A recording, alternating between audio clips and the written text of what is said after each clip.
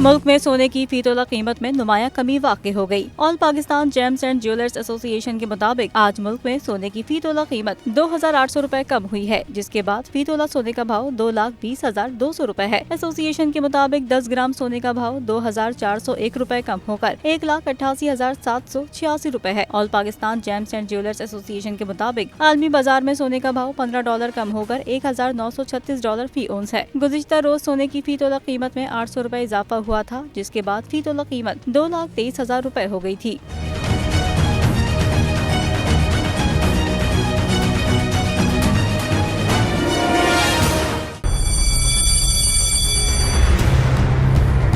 जामियात में चलता गोरख धंधा,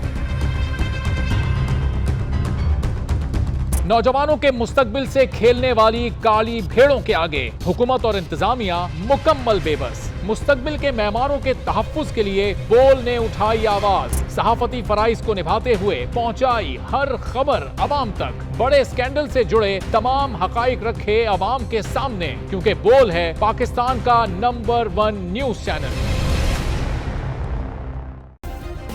सब्सक्राइब करें और बेल दबाएं ताकि कोई खबर रह न जाए।